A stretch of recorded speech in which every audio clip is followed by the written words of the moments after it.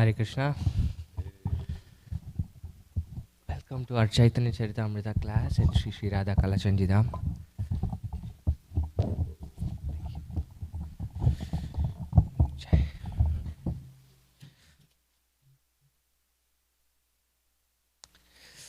Jaya Radha Madhava Kunja Bihari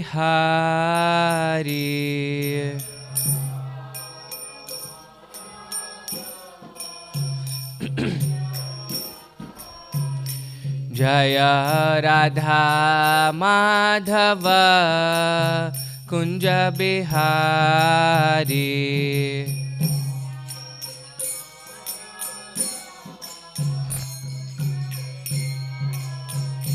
Jaya Gopi Jana Vallabha Girivaradhari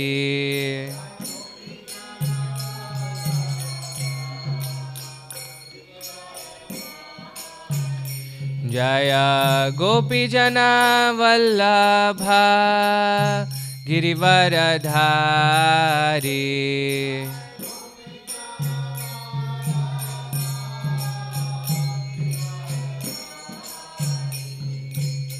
Yashoda Nandana Braja Jana Ranjana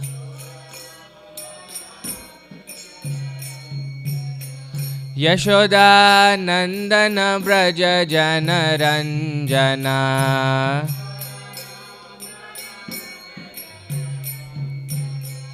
Yashoda Nandana Braja Jana Ranjana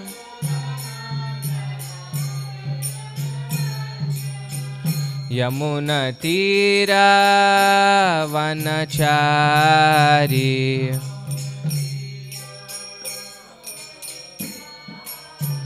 Yamuna Tira Vanachari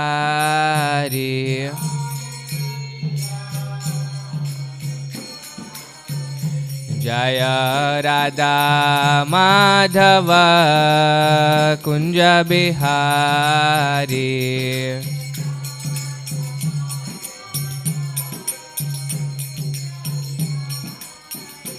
Jaya Radha Madhava Kunja Bihari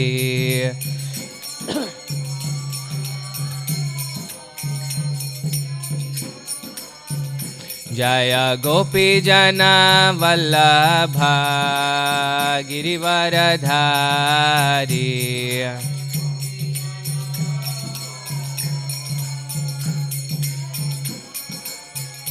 Jaya Gopi Jana Vallabha Girivaradhari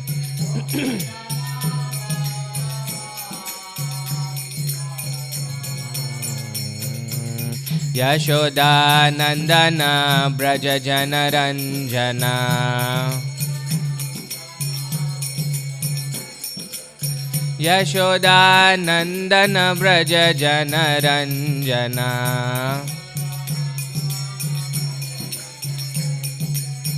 Yashoda Nandana Braja Jana Ranjana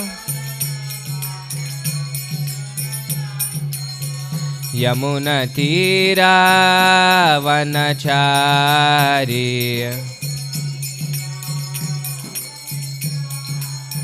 Yamuna Tira Vanachari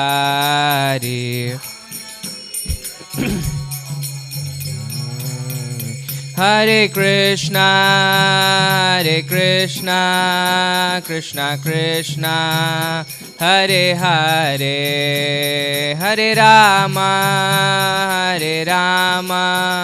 Rama Rama Hare Hare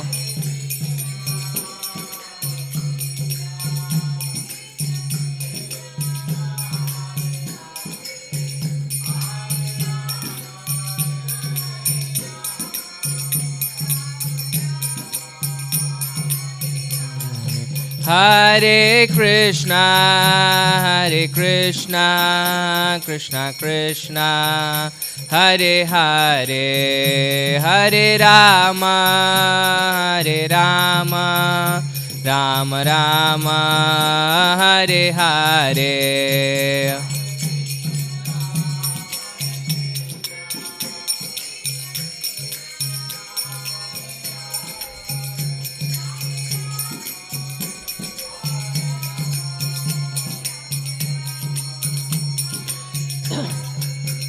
Jaya Prabhupada, Jaya Prabhupada, Jaya Prabhupada, Jaya Prabhupada.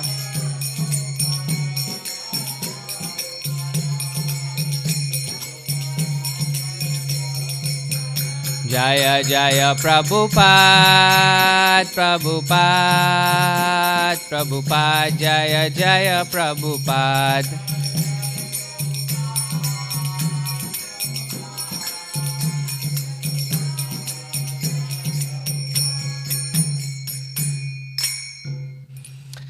Jai Om Vishnupada Paramahamsa Parivrajakacarya Ashtottara Sata Shri Srimad His Divine Grace A.C. Bhaktivedanta Swami Srila Prabhupada Ki Jai, Chaitanya Charitamrita Ki Jai, Samaveta Bhakta Vrinda Ki Jai, Nitai Gaur Premanande Hari Hari Bol. All glories to the assembled devotees. All glories to the assembled devotees. All glories to the assembled devotees. All glories, all glories, all glories to Shri Shri Guru and Shri Gauranga. All glories to Srila Prabhupada.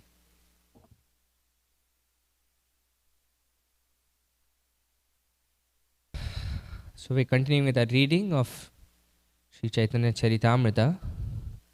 We are on Madhya Leela, chapter 9.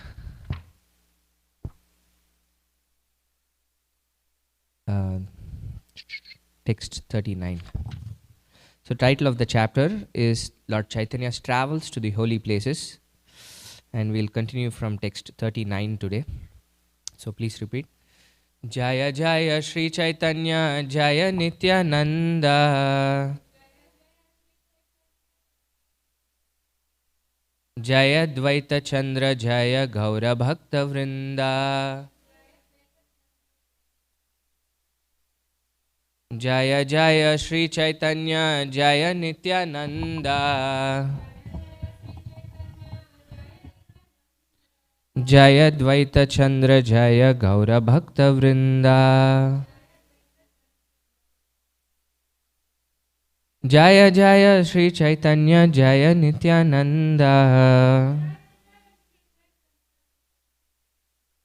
Jaya Dvaita Chandra Jaya Gaura Bhakta Vrinda. The Mangalacharan together.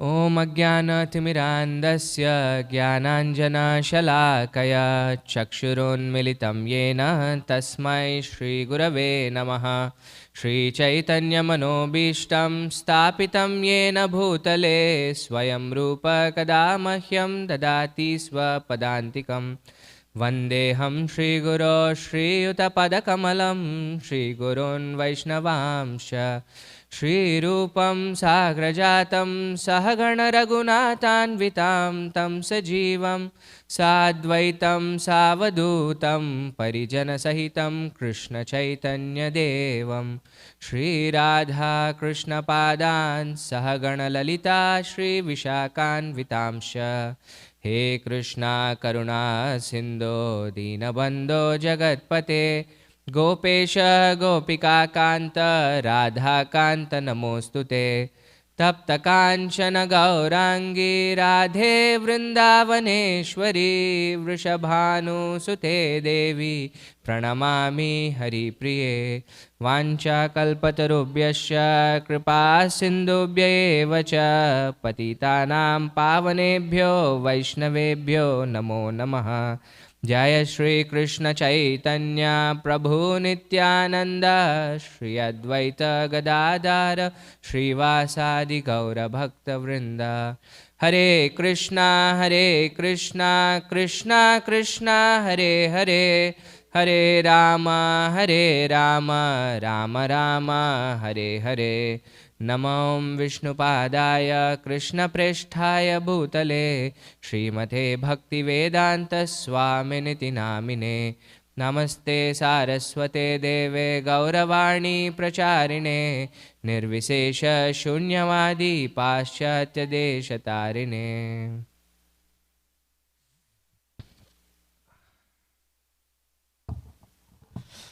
So this is Madhya Leela, chapter 9. Lord Chaitanya's travels to the holy places. We are on text 39. In the previous chapter, chapter 8, was a conversation between Ramananda Rai and Sri Chaitanya Mahaprabhu. Mahaprabhu had already started his travel to the southern part of India, and he met Ramananda Rai in a place called Vidyanagara. It's a border of Orissa, Andhra, like that, Andhra Pradesh. And now he's continuing his travels to the southern part of India. So this is text 39. If you have, you can repeat it. You can go to vedabase.io and then go to Chaitanya Charitamrita in the library. This is Madhya Leela, chapter 9, text 39. Taha hoite chali age gela ek grame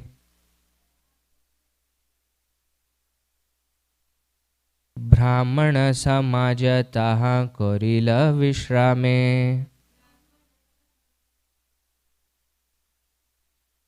ताहा हईते चली आगे गेला एक ग्रामे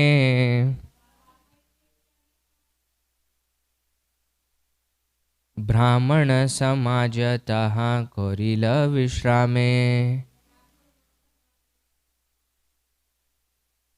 ताहा हईते चली आगे गेला एक ग्रामे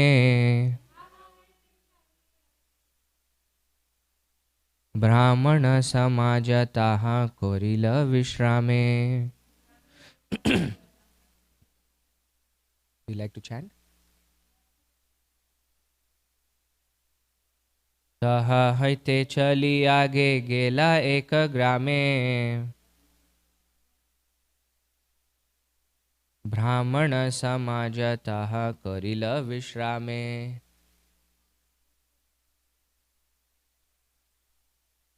ताहा हईते चली आगे गेला एक ग्रामे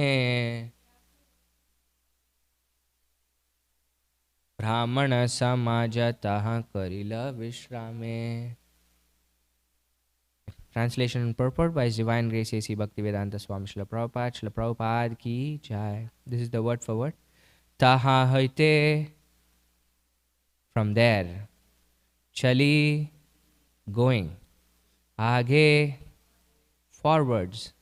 Gela, went. Eka, one. Grame, to a village. Brahmana Samaja, assembly of Brahmanas. Taha, there. Korila Vishrame, he rested. Translation. Sri Chaitanya Mahaprabhu then left Vriddakashi and proceeded further ahead. In one village, he saw that most of the residents were Brahmanas, and he took his rest there. So, in the previous section, we read about how Mahaprabhu met a Brahmana in Vriddakashi, and what was their topic of discussion? Does anybody remember? This Brahmana. Did you give the class?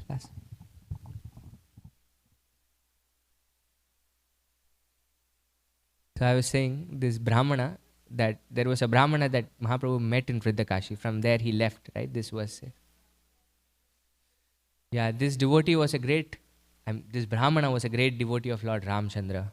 And then after he met Mahaprabhu, he started chanting the names of Krishna. And then he says, this is possible only because you are Krishna himself, or else this was not possible. So after that very nice conversation on the holy names of the Lord, then Mahaprabhu left that village of Vriddakashi and proceeded further ahead. Prabhura prabhave loka aila darshane lakshar bhuda loka aishe nayaya gagane.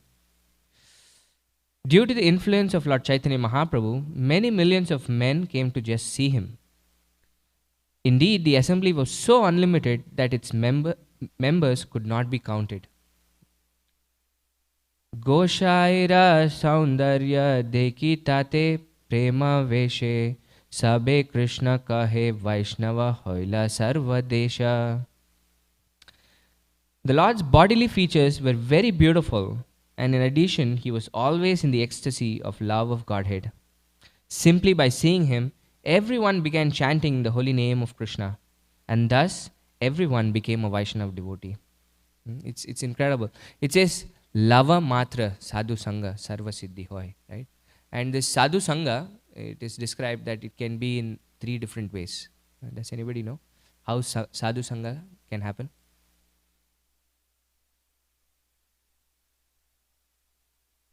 So one is just like what is described here in this verse. Is just by seeing we associate with a Mahabhagavat, with an advanced devotee. This is just one of the ways to associate with an advanced devotee is just by seeing them. This potency is transferred just by us seeing that advanced devotee. The other, it is said, is through sparsha, by touching. If we can get a blessing from the advanced devotee or something like that. And the third kind of association, of course, is from hearing. Right? With this we know. Satam prasangam mama virya samvida. This is how Srimad Bhagavatam describes that we can actually gradually progress. When we hear the glories of Krishna through the mouth of a pure devotee of the Lord, then through that association, we can slowly, gradually progress from Shraddha, Ratir, Bhaktir, Anukramishati, it says.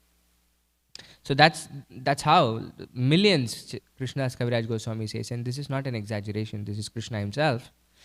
And just by seeing Krishna in his ecstatic form of Mahaprabhu, everybody was becoming a Vaishnava devotee in the south.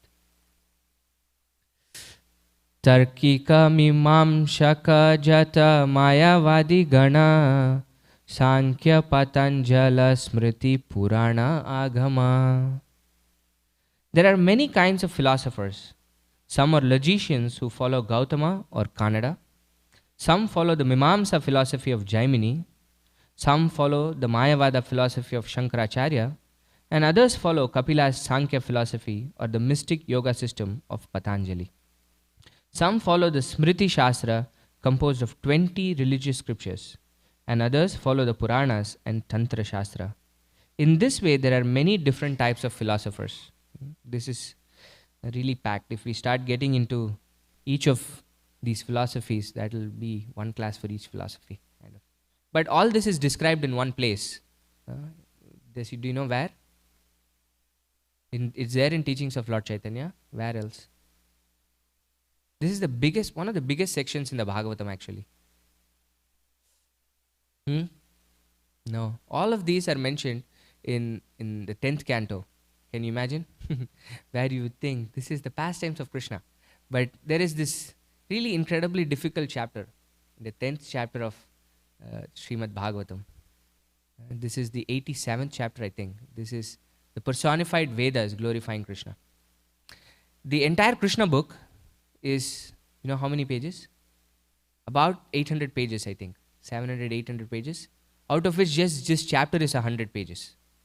And the acharyas, you would think, would start commenting on the pastimes of Krishna, but in fact, the most commentary for any chapter is there in this chapter, the glories of personified Vedas glorifying Krishna. And there Prabhupada has given us every single philosophical system that we can think of and the arguments against those philosophical systems. So some of which are Gautama and Kannada and Jaimini. There are 6 basic philosophical systems that we have. This is Vaisheshika, we have Sankhya, we have Vedanta, we have Nyaya, we have Yoga, and I forget the other one, Mimamsa. So among which it might be, like when I first heard it, only Vedanta philosophy actually accepts there is a personality of Godhead. The rest of the 5 philosophical systems actually don't accept that the source of everything is actually a person, actually a personality of Godhead. Just like how Prabhupada is translating this as these are logicians, Gautama and Kannada. That is, their philosophy is actually the philosophy of our current system. What is our philosophy of the current system? The world that we live in? What is the major philosophy that is very popular?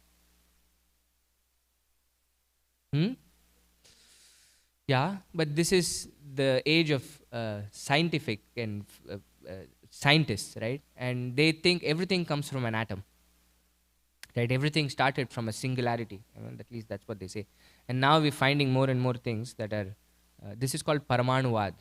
Paramanu means atoms. And Gautama and Kannada, practically, and even Vaisheshika philosophy tells us the world consists of a finite set of undivisible things called atoms, and everything is a combination of such things. So like that we can see that every single philosophical system, actually only Vedanta accepts that there is a personality of Godhead. And so when Mahaprabhu was going through his travels, he met so many different kinds of philosophers, and this section especially is really philosophically heavy. And we'll see why. In the next few verses, Prabhupada has 1, 2, 3, 4, 5 pages of purports. We'll see how far we can get. So text 43. Nija nija shastrodgrahe shabai prachanda sarva mata dhushi prabhu kare khanda khanda. All these adherents of various scriptures were ready to present the conclusions of their respective scriptures. But Sri Chaitanya Mahaprabhu broke all their opinions to pieces and established his own cult of bhakti based on the Vedas, Vedanta, the Brahma Sutra, and the philosophy of Achintya Bheda Bheda Tattva.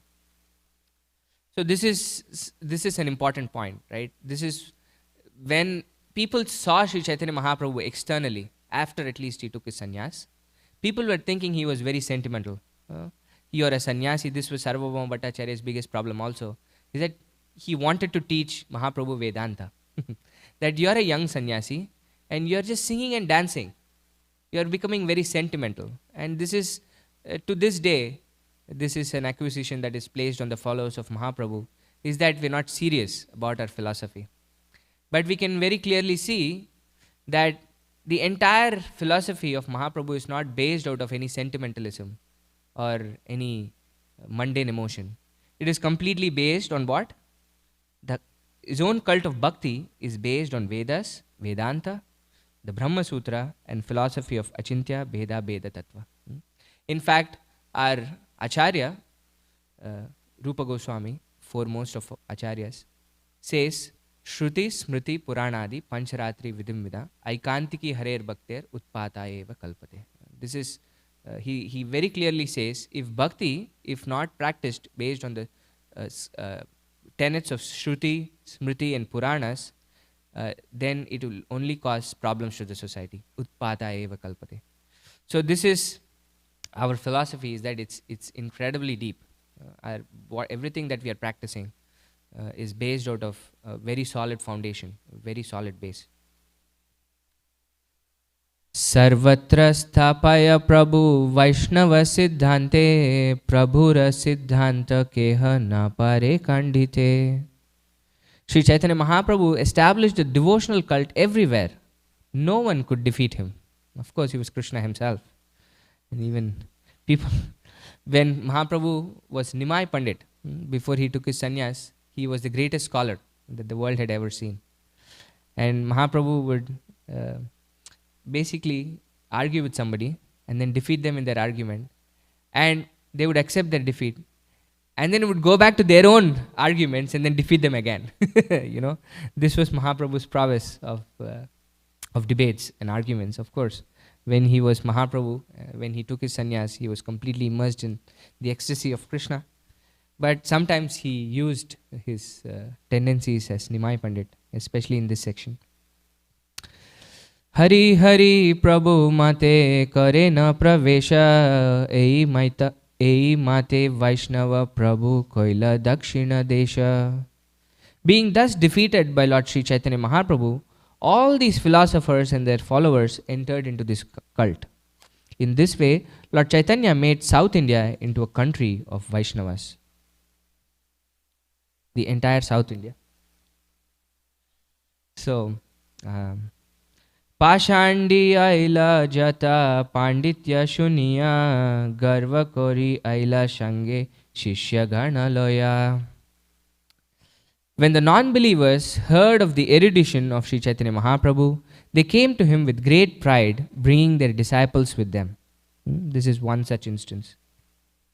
Bhaudacharya Mahapandita Nija Nave Mate Prabhura Age Ugrata Kori Logita Bhalite. One of them was the leader of a Buddhist cult and was a very learned scholar. To establish their 9 philosophical conclusions, he came before the Lord and began to speak. So we'll see what the Buddhist 9 philosophical conclusions are in the following verses. Jadhyapi ashambhashya bhauddha ayukta dekhite tathapi bhalila prabhu garva kandhaite. Although the Buddhists are unfit for discussion and should not be seen by Vaishnavas, Chaitanya Mahaprabhu spoke to them just to decrease their false pride. It is said that the Madhyamadhikaris, there are 3 kinds of devotees. One is the Kanishta Adhikari, one is the Madhyamadhikari, and the other one is the Uttamadhikari. It is all dependent on the progress of a devotee. So when we are beginning our practice of devotional service, we are in the platform of Kanishta Adhikari or neophyte devotees. And as our faith gets stronger and stronger, we come to the platform of Madhyamadhikari. In fact, Prabhupada says in the Nectar of Instruction, text 5, that one must quickly come to the platform of Madhyamadhikari, because being in the platform of Kanishta Adhikari is actually a very horrible place to be. Because the Kanishta Adhikari thinks that it is him and Krishna. He doesn't respect anybody else. So from that position, we start offending so many people, and therefore we cannot practice devotional service. So Prabhupada mentions that we should quickly come to the platform of Madhyamadhikari. And the Madhyamadhikari has 4 qualities. Does anybody know what the 4 qualities that identify a Madhyamadhikari are?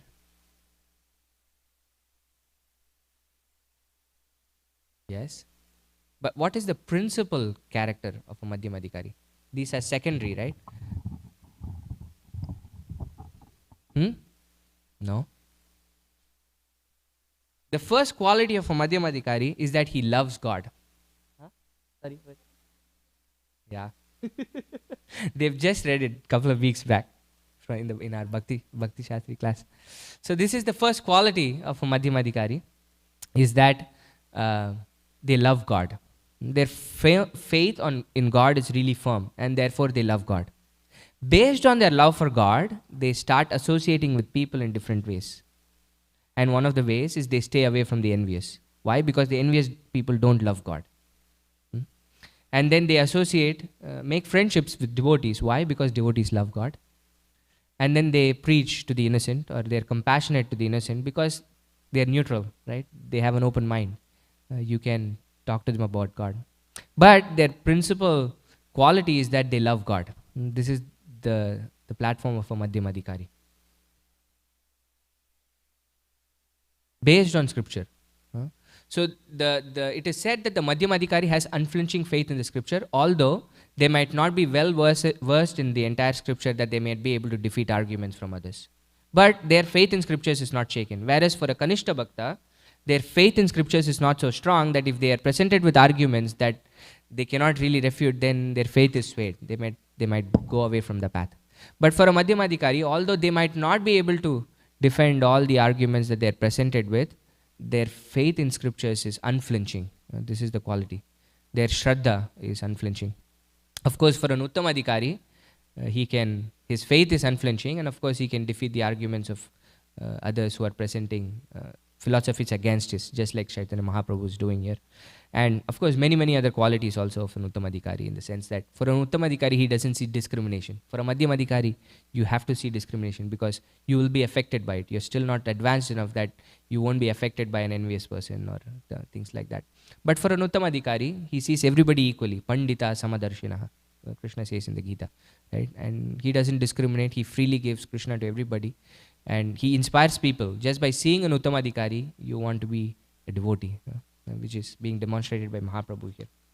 So this is something for a Madhyamadhikari at least, definitely for a Kanishta Adhikari, is that especially for non-believers, we stay away from them. We don't associate with them or get into arguments with them. But Mahaprabhu did this for one reason, because he was the Supreme Person, and he did this to decrease their false pride, Kaviraj Goswami says. And this is the purport. I think one of the purports in Adi Leela is 17 pages long. Probably this is something that can give it a challenge. Not so big, but at least 5 pages. Really deeply philosophical. So this is text 49. Tarka pradhana bauddha shastra navamate tarkai khandila prabhu napare stapite. The scriptures of the Buddhist cult are chiefly based on argument and logic, and they contain 9 chief principles. Because Sri Chaitanya Mahaprabhu defeated them in their argument, they could not establish their cult. Actually, Mahaprabhu, historically at least, was about 500 years back from where we are now. He appeared. And 500 years before Mahaprabhu, there appeared another incredible Acharya, which is about roughly 1,000 years before where we are from now. Does anybody know a prominent Acharya that appeared 1,000 years back? Yes? No. Madhvacharya is more recent. But this was Ramanujacharya, actually. This was Ramanujacharya. And before, sometimes say they are contemporaries, but mostly historically it's agreed upon that 100 years before Madhvacharya came another great Acharya. Do you know who that Acharya was?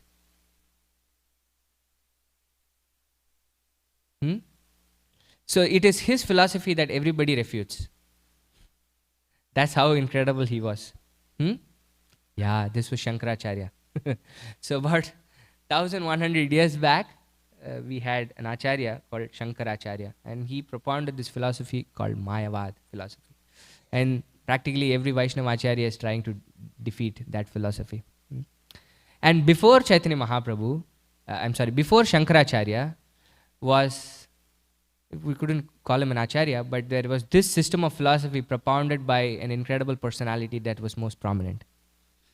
And who was that personality? Buddha, right? This was the philosophy that actually Shankaracharya came to defeat. And the problem was, during that time, the Vedic Brahmanas had become so corrupt that in the Karma Kanda section of the Vedas, animal sacrifice was allowed. Not in this present age, not in the age of Kali Yuga, but in the previous ages, animal sacrifice was allowed. But what would happen as a result of that animal sacrifice was that the animal would get a new body, or probably even advance in the species of birth and death, right? In the 8.4 million species, an animal could get a human body, or an old animal would get a new body, like that. But in Kali Yuga, what was happening was people were taking that and then using that to basically kill animals and eat meat. That's what the Brahmanas were doing.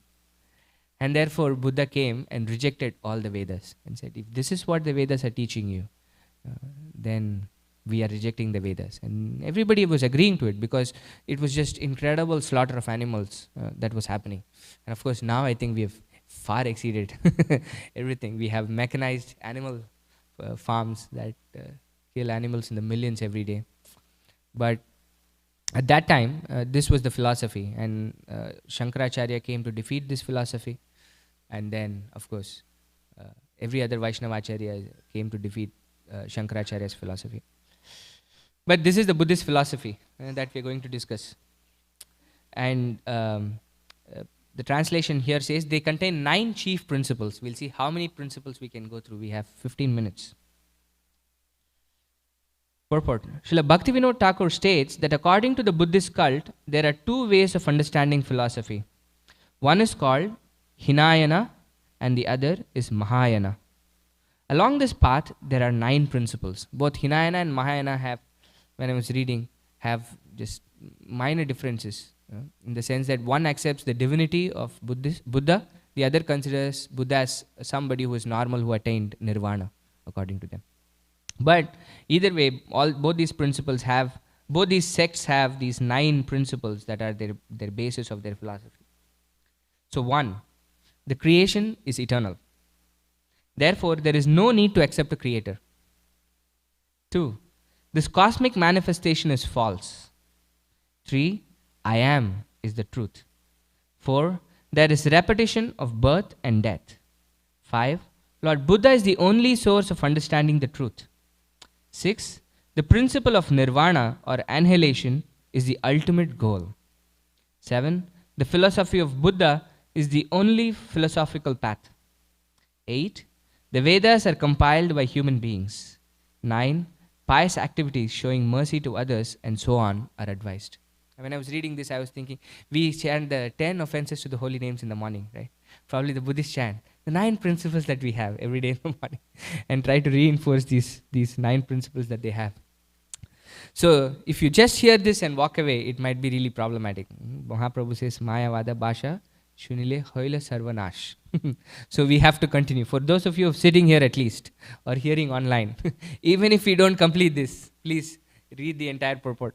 Or next week, join us when we will read the rest of the purport. We have to know why these arguments are not tenable. And this is Prabhupada's purport. No one can attain the absolute truth by argument. One may be very expert in logic and another person may be very expert in the art of argument. Because there is so much word jugglery in logic, one can never come to the real conclusion of the absolute truth by argument. The followers of the Vedic principles understand this. There is a very famous verse that we understand this by. Does anybody know? We are the followers of Vedic principles, right? And Prabhupada says we understand this. Does anybody know? And this is actually a very famous verse that Prabhupada kept repeating again and again and again. And even in the section that we read before with conversation between Ramanand Rai, this is a famous verse from the Mahabharata. This is, I think, Yudhishthir Maharaj speaking. It says, Tarko Pratishtat Shrutayo Vibhinna. This is, Tarka means argument and logic. Shrutayo Vibhinna. There are so many different kinds of philosophers, he says. And one philosopher is called a philosopher only when he defeats the philosophy of another person. So we've seen so many different kinds of philosophers were there in the previous section, right? Why do we have so many kinds of philosophers? Because a philosopher is a philosopher only if I can defeat another person's philosophy. And dharmasya tattvam nihitam guhaya, he says. Okay, although there might be so many different kinds of philosophies, actually dharma is very, very difficult to understand. Nihitam guhaya. It's incredibly difficult thing to understand. So what is the right way to understand dharma? He's already said the way of argument and logic cannot reveal us what the actual purpose of dharma is. So the actual way in which we can get or to understand dharma is mahajanoyena gatassapanta. This is something that Prabhupada would say often, so many times. This is what our entire philosophy is based out of. Mahajanoyena gatassapanta. That we don't create or invent any logic. We don't try to argue. But instead we follow in the footsteps of Mahajanas, footsteps of advanced devotees. So for the followers of Vedic literature, this is very obvious, that logic and argument cannot really bring us to the position of knowing the absolute truth. So that's what he says. The followers of Vedic principles understand this. This is the basis of our understanding, right? However, it is seen here that Sri Chaitanya Mahaprabhu defeated the Buddhist philosophy by argument. But it is little confusing that Mahaprabhu himself would use argument as a tool to defeat, when argument, Prabhupada says, would not take us anywhere. But Prabhupada says, those who are preachers in ISKCON will certainly meet many people who believe in intellectual arguments. Most of these people do not believe in the authority of the Vedas. Nevertheless, they accept intellectual speculation and argument. Therefore, the preachers of Krishna consciousness should be prepared to defeat others by argument, just as Sri Chaitanya Mahaprabhu did. In this verse, it is clearly said, Tarke Kandila Prabhu. Lord Chaitanya Mahaprabhu put forward such a strong argument that they could not counter him to establish their cult. So Prabhupada is saying, if we are preachers in his society, in the International Society for Krishna Consciousness. We are bound to meet such people, and Prabhupada is expecting all of us to defeat such arguments. This is incumbent upon us, that we don't go seeking argument, but if people approach us with arguments, then we should be in a position where we are able to defeat such arguments. This is something that Prabhupada wants us to do. I've heard this many, many times from my spiritual master, that in San Francisco, when Prabhupada came, he said, if somebody chants Jai Shri Krishna Chaitanya Prabhu Nityananda Shri Advaita Gadadhara Srivasadi Gaura Bhakta Vrinda, and then proceeds to chant Hare Krishna Krishna Krishna Hare Hare Hare Rama Rama Rama Hare Hare, they have attained the perfection of life, Prabhupada said. But if you want to preach, you should read my books, Prabhupada said. So for us, just chanting, if we have immense faith that the holy names are everything, then that will give us the ultimate perfection, right? We don't need anything else. The holy names will reveal everything to us. This is abhinnatvam nama namina. It's non-different from Krishna himself. The holy names of Krishna are Krishna himself. So when we're chanting the holy names of Krishna, Krishna is personally present. And when Krishna is present, we know everything. But Prabhupada says, if you want to preach, you should read my books. And Prabhupada expected all of us to preach. This is a missionary movement, right? He wanted us to give Krishna to everybody else. So it is incumbent upon us that we read his books thoroughly, understand all the systems of philosophy, not so that we can become incredibly knowledgeable people, jnanis. That's not the purpose. But so that people might not think that this our philosophy is on unstable grounds. We are not able to defeat other people. We should definitely know our philosophy. So this is what Mahaprabhu was doing. Lord Chaitanya Mahaprabhu put forward such a strong argument that they could not counter him to establish their cult. So this is the first principle. And I think we will probably stop with just the first principle today. Their first principle is that the creation is always existing. But if this is the case, there can be no theory of annihilation. Right? One of the 9 points was annihilation. This is what they believed in. But their first principle is that the creation is always existing. If something is eternal, how can that be annihilated? And this is the point Mahaprabhu was making. The Buddhists maintain that annihilation or dissolution is the highest truth. If the creation is eternally existing, there is no question of dissolution or annihilation. This argument is not very strong because by practical experience, we see that material things have a beginning, a middle, and an end. The ultimate aim of the Buddhist philosophy is to dissolve the body. This is proposed because the body has a beginning. Similarly, the entire cosmic manifestation is also a gigantic body. But if we accept the fact that it is always existing, then there can be no question of annihilation. Therefore, the attempt to annihilate everything in order to attain zero is an absurdity. It's a really confusing philosophy, isn't it? That if the creation is eternal, but you want to annihilate everything, make everything shunya. This is what Prabhupada came to defeat, right? This is there in his pranam mantra, nirvisesha shunyavad, paschatya desha tarine. This shunyavad is the argument of the Buddhists. They say we want to squish everything and extinguish everything. There's nothing, going to oblivion, nothingness. By our own practical experience, we have to accept the beginning of creation. And when we accept the beginning, we must accept such a creator. This is where it gets, Prabhupada extends this logic, right? They have this logic of the creation being eternal because they don't want to accept a creator. But in our practical experience, we see that everything in this creation has a beginning, middle, and an end. So if there is something that is being created, then there has to be a creator, is what Prabhupada is saying, establishing. By our own practical experience, we have to accept the beginning of creation. And when we accept the beginning, we must accept a creator. Such a creator must possess an all-pervasive body, as pointed out by Bhagavad Gita. Sarvata pani padam tat sarvato kshishiro mukham sarvata shrudimal loke sarvam avritya tishtati. Everywhere are his hands and legs, his eyes and faces, and he hears everything.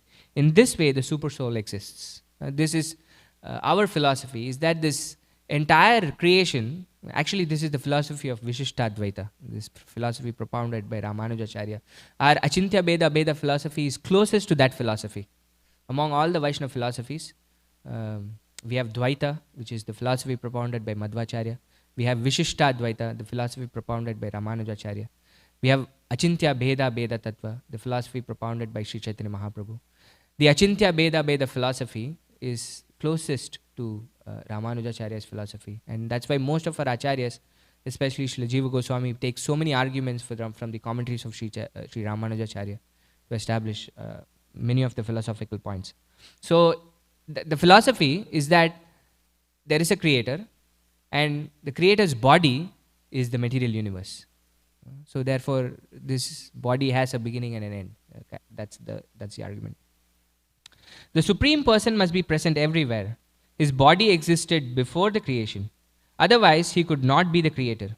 If the Supreme Person is a created being, there can be no question of creator.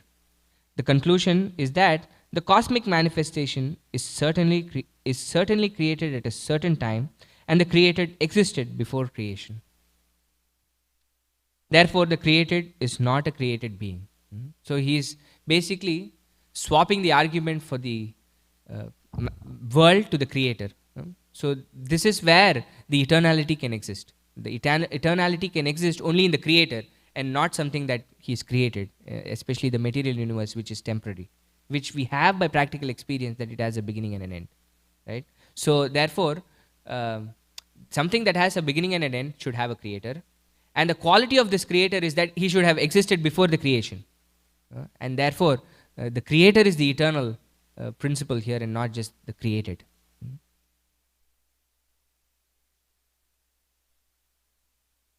The creator is Param Brahman, or the Supreme Spirit. Matter is not only subordinate to spirit, but is actually created on the basis of spirit. When the spirit soul enters the womb of a mother, the body is created by material ingredients supplied by the mother. Everything is created in the material world, and consequently there must be a creator who is the Supreme Spirit and who is distinct from matter. It is confirmed in Bhagavad Gita that the material energy is inferior and that the spiritual energy is the living entity. Both inferior and superior energies belong to the Supreme Person.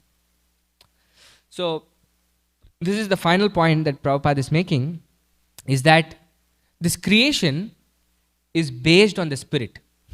Right? Even us as living entities might not be the supreme spirit or the super soul, but are minute parts and parcels. We are spirit souls. But even we create, when we are in the womb of the mother, we create this body. Actually, we borrow all the elements within this universe to create the body that we have. Of course, the power that we can borrow is based upon our previous activities, the kind of body that we can create. But even our own bodies are created because we are superior to matter.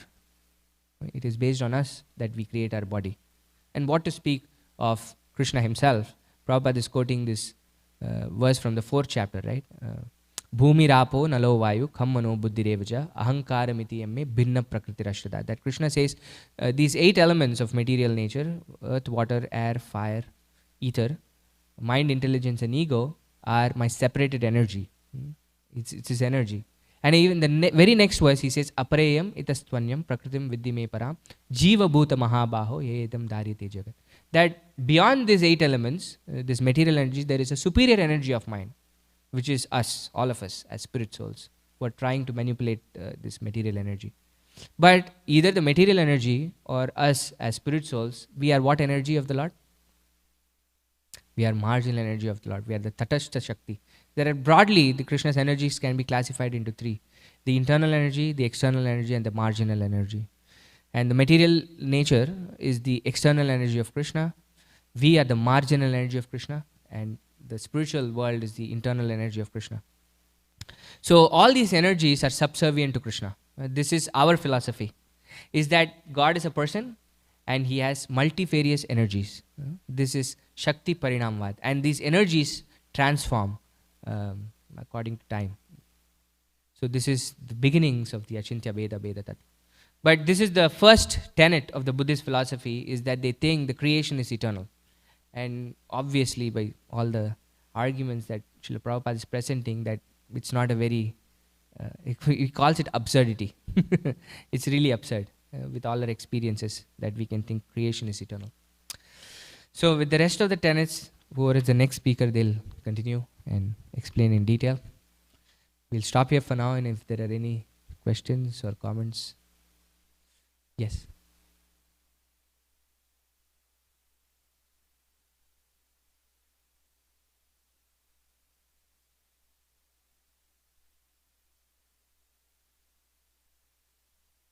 Yes. Yeah.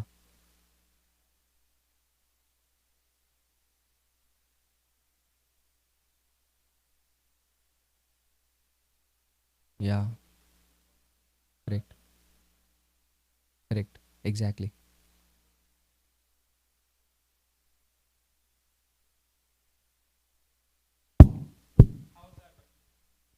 Thank you. How is that reconciled with the Buddhist philosophy that, or the Buddhist tenet that if something is eternal, then it can't have a creator? If we're eternal, but we're parts and parcels of Krishna, Uh, does that make? yeah. So,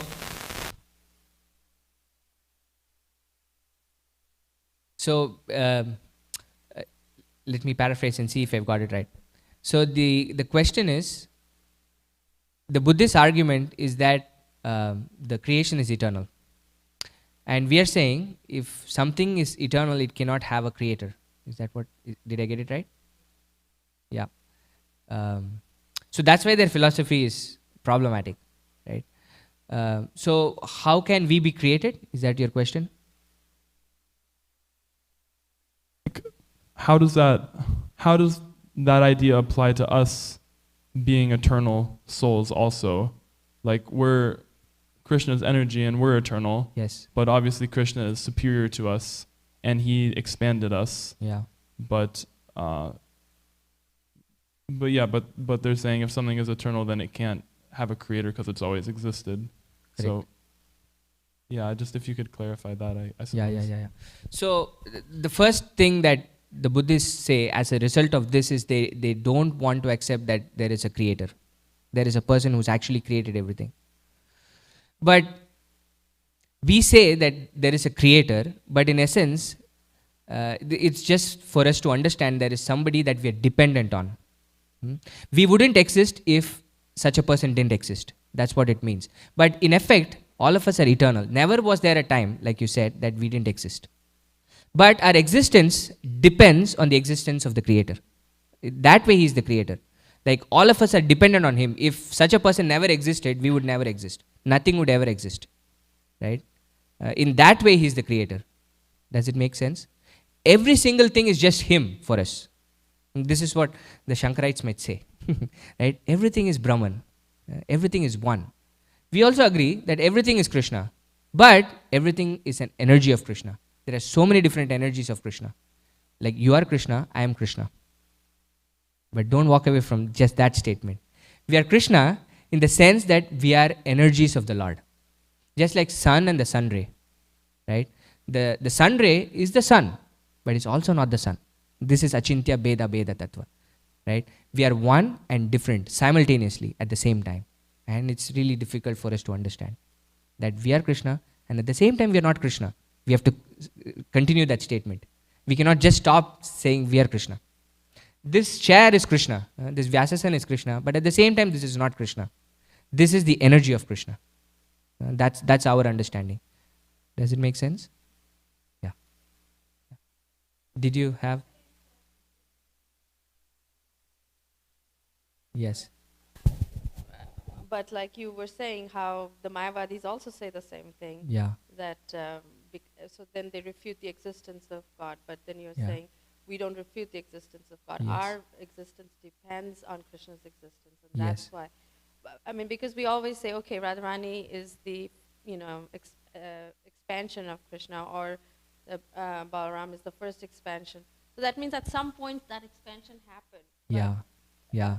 It's just for our understanding, right? Because in the world that we live in, time is a construct for us, right? In the spiritual world, time is, there is eternality, there is no beginning and end, right? It's very hard for our minds to wrap that concept. So therefore, the acharyas try to explain this in a way that we can understand, in our current construct, in the way that our minds are can currently understand.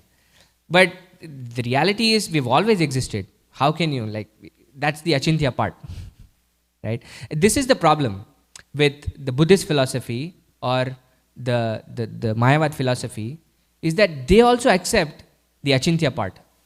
But our achintya part is on the Lord. We cannot understand the Lord, right? He is achintya for us. For us, the material world is very, very easily understandable. The chair is there, the table is there, everything is there. But the problem with the Mayavadis or the Buddhists is that they make God really simple and make the achintya in this world. They think this world is like really confusing, right? This is the problem with the Mayavada philosophy and the Buddhist philosophy, is they complicate this world, whereas the complication should exist in the Lord. If we can understand the Lord completely, then we will be gods, right? We will be the supreme, which is the perfect way to phrase a philosophy. Yeah, I cannot understand this at this point, but I can really understand this world. This is very straightforward. Why will you complicate this world and make this achintya? This is the problem with Mayavad philosophy or the Buddhist philosophy.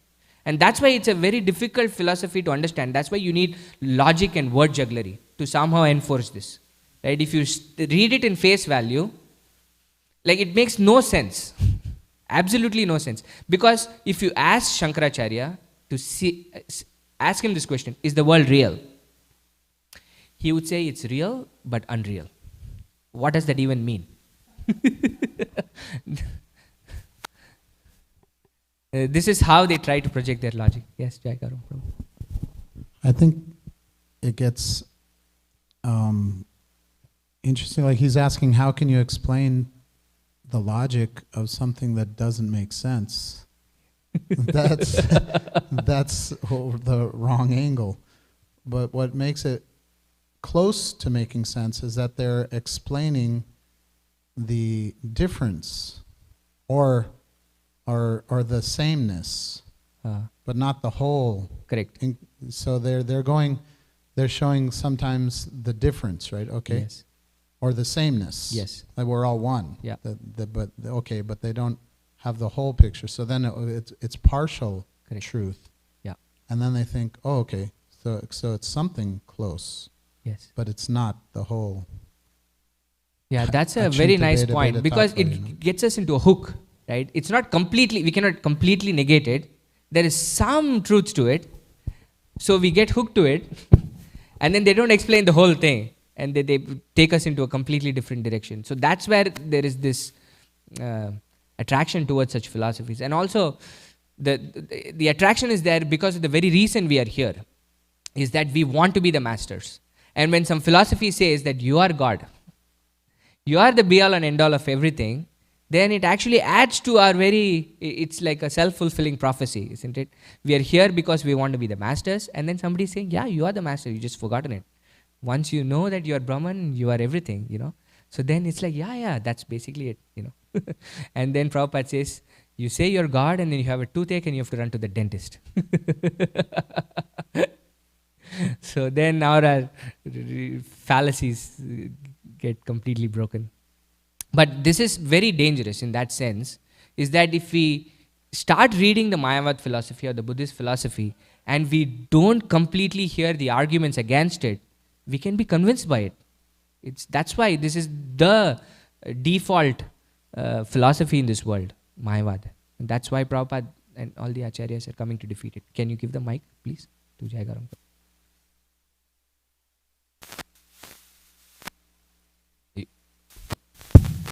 Well, if you have the intellectual capacity to see the whole picture, then you can see that it's actually Krishna's arrangement, because Buddha is a Shaktavesh avatar. Yeah. He's an empowered, he came for a certain reason. So it's Krishna's. Yes. Shankaracharya Yes. who they're the two main acharyas of what Nirvishesha Shunyavadi is, Yes. and they're both Shaktavesh avatars. Yes. Or not, I mean, Shiva's, Shankaracharya's Lord Shiva. Shiva right? himself, yeah. So you don't say he's a Shaktavesh avatar, Yeah. you say he's Shiva. He's an incarnation of Shiva. Yes. Yeah. Yeah. He's an incarnation of Shiva. So it's all, yeah, when you see the whole picture, Yeah. that's like, it's explained that somebody, Prabhupada says, that somebody has realized knowledge can explain very complicated things very simply. Yeah. But when it's not, then he says, oh, it's very mysterious. And that sounds interesting to people. It's mystical because they missed it. Yes. That's what they say sometimes.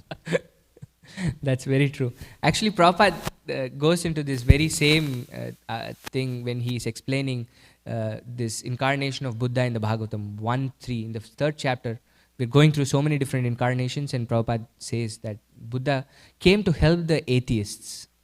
Atheists were basically rejecting everything, but then they saw Buddha as everything, which was counterintuitive to everything that they were saying. So in that way, they were at least being... So every time, Krishna is trying to push us from where we are to something higher. Sometimes we might take the elevator and take the process of bhakti and reach the highest goal, but then at least he's trying to push us from wherever we are to the next stage. That's what the acharyas are trying to do. And that's what Shankaracharya tried to do. The Buddhists completely rejected the Vedas, at least accept the Vedas. From that point, we can at least argue other things. But if you don't accept the Vedas, then you're considered an atheist. Right? So yeah, everything has a purpose. That's the complete picture. Okay, if there are no more questions or comments, we'll stop here. Shri Chaitanya Charitamrita ki jai, Srila Prabhupada ki jai, Vancha kalpatarubhyasya, kripa sindhubheva cha, patitanam pavanebhyo, Vaishnavebhyo, namo namaha.